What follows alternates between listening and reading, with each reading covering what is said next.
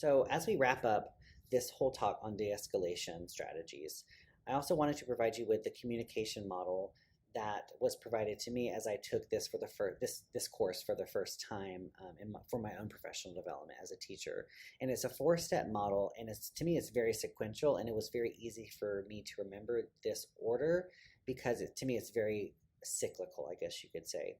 And it took practice, and I would highly suggest, because we're not face to face for this, to actually practice these steps with either a family member or somebody that you trust or a colleague at your school, and actually practice these steps in the sequential order so you kind of understand. But we're going to go briefly step by step so you know what each step kind of all entails, and a couple of tips that goes with them, and how you can again begin practicing this so that when the time comes in the classroom you're able to be successful through this communication model.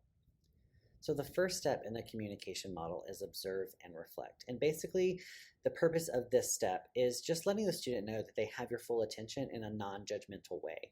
So you really kind of have to reframe your brain to think about focusing just on the behavior itself, what you are seeing or what you are hearing the student doing in the situation at time.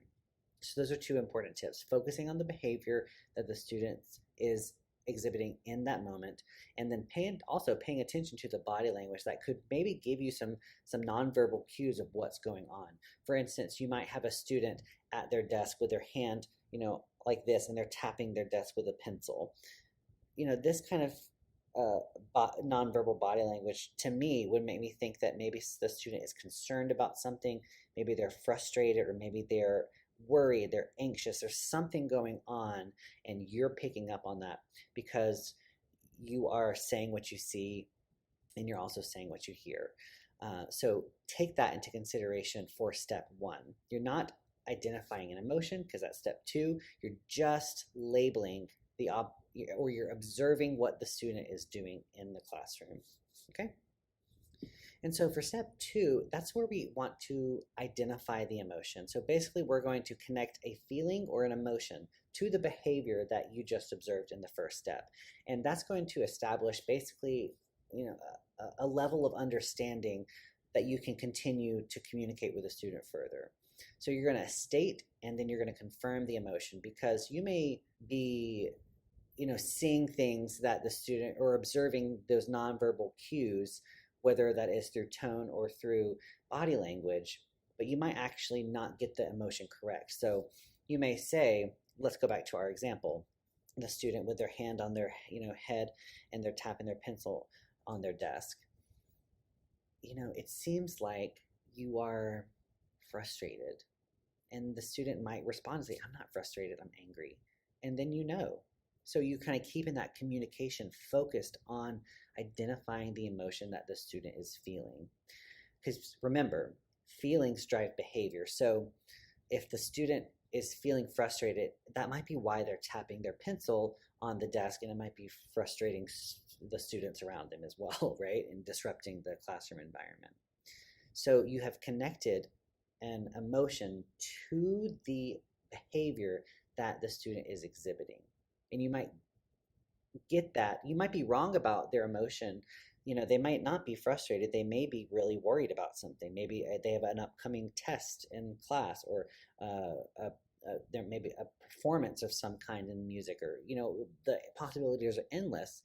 But the feeling is going to drive the emotion. Excuse me, the feeling is going to drive the behavior. Sorry about that. So remember that. So step one is you're observing just the behavior. You're not trying to label an emotion. You're just identifying the behavior, picking up on nonverbal and body language cues. And then step two is to identify the emotion and try to connect that so that a level playing field of communication can be fostered through that. Okay. So step three is to connect to the source. And so you're going to connect that feeling to the source or multiple sources of distress. So kind of like I was saying earlier, you're going to move from irrational to rational thoughts and actions. You're going to ask questions. You're going to ask who, what, when, where, how. You're not going to ask why, because it is subjective, it is abstract, and it's ambiguous. don't want those. We want questions like more factual questions: who, what, when, where, and how, right?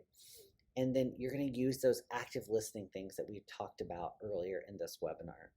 So we have identified that the student is tapping their pencil on the desk. We have a nonverbal cue there through body language that something's going on. I'm not exactly sure what emotion the student is feeling, but it is causing them to tap the desk on their pencil or with their pencil.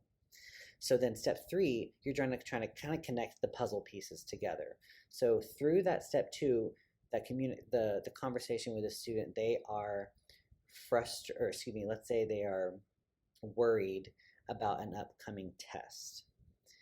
That is going to connect, you are connecting the source when you have that conversation, basically, because that's the source of their feeling, right? I guess you could say they are worried about an upcoming test that they have in maybe the next period or the next day or the next week, so on and so forth. That's the source of the feeling that is causing them to have the behavior. So you would ask a question, well, what is making you feel worried? Or who is making you feel worried? Or, how are you, what's causing, or when are you going to be worried? Or when did you start to feel worried? Or is there a particular place? Where did you start to feel worried? As an example, to kind of keep this pattern going. So again, just to wrap up, you have you've found identified the behavior, and you have observed it happening with those nonverbal cues. You've identified the emotion that's connected to the behavior, and now step 3, you are taking both of those puzzle pieces and trying to connect them to the source of that feeling that's causing them to engage in whatever behavior they're engaging, if that makes sense. Okay, so let's move on. And step 4 is create a plan of action. And the purpose of this plan is to just establish a plan of action for resolving the crisis in acceptable and safe ways. Now, this is a fairly low-key example that I've been going through with, but this model could be applied to any situation that may happen in regards to behavior in your classroom. So you're going to want to continue to ask questions to develop a plan, and you're really going to try to avoid telling the student what to do, because remember, we talked about earlier how much more powerful and impactful it is when the student is making their own plan for their behavior, right? That's way more impactful for them and teaches them to manage their emotions and their behaviors, as opposed to us as teachers telling them what we think they should do. And so this plan that you're creating is an immediate thing. It is not, okay, well, when you get to the next class or when you get to this class, it's immediately. And then you're going to want to obviously implement the plan. So some examples of questions that you can ask in this step is, okay, like that student that, again, has the example that we have been going with they're tapping their desk with their pencil, they have their hand on their head, they were worried about an upcoming test, which caused them to tap their pencil on the desk. You would prompt the student with questions that they themselves would answer, not something, again, that you would tell them or give them. So things like, what do you want to happen? What does the student want to happen? Not what the teacher wants. Is there things that you have tried to help you when you are worried? What else are you willing to do? Or what are the pros and cons to being worried right now and doing this in this moment?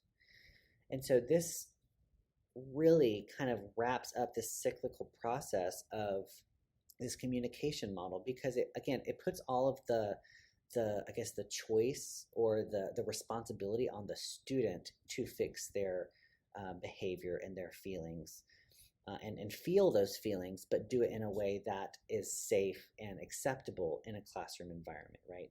So those are the 4 steps and how that cyclical process. And again, this takes practice.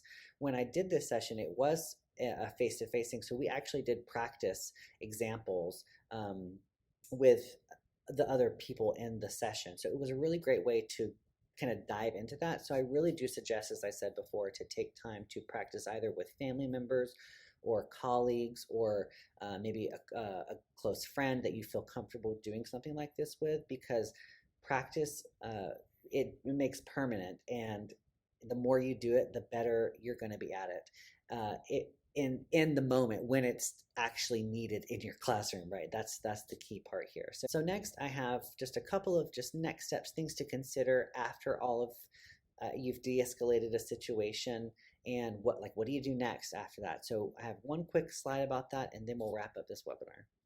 So lastly, I wanted to provide you with a couple of next steps for you to consider for after a behavior situation has happened in your classroom and you've de-escalated it effectively, right? The first one is to always document the situation, no matter how minor, because those minor situations may be a cry for help, or they may be a warning sign that something bigger is on its way. And we really don't want those minor situations to become major crisis, high-level crisis situations in our classroom.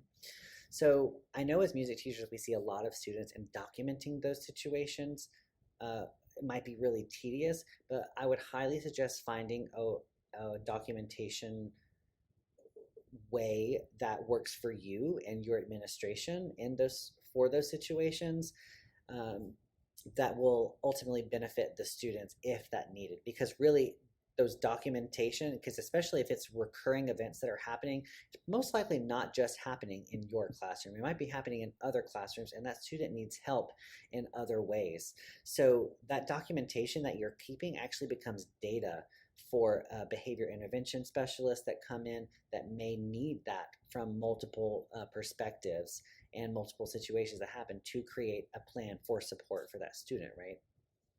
And another big thing that I think is highly important, and I've said it 2 or 3 times now, is to practice those communication skills, because it doesn't necessarily come naturally. So the more practice that you can do with those effective communication skills, the better that is going to be, and the easier it'll be to de-escalate situations when they come in your own classroom. So make sure you're prepared. Another great thing is to form a crisis team. That might be your specials team, or your co-workers in your classroom, other fine arts teachers in the area that are, or not the area, in your building around the same area, that are kind of your team, your go-to team to help out in a crisis situation and formulate plans for when those crisis situations happen. Doing all of that will ultimately support you and for when those situations happen in your own classroom. So I hope these next steps kind of brought everything full circle in this kind of conversation we've been talking about de-escalation strategies in the music classroom. I know a lot of these topics were very broad, and I was giving very broad examples, and that's because behavior itself is a very individual and personal thing for all humans in and of itself, and so it's hard to be very specific. So I hope that the strategies in this webinar and the tips and the tactics and some of the tools and some of the tangible strategies that students you can apply in your classroom will help you effectively de-escalate those crisis behavior situations that may arise in your own music classroom.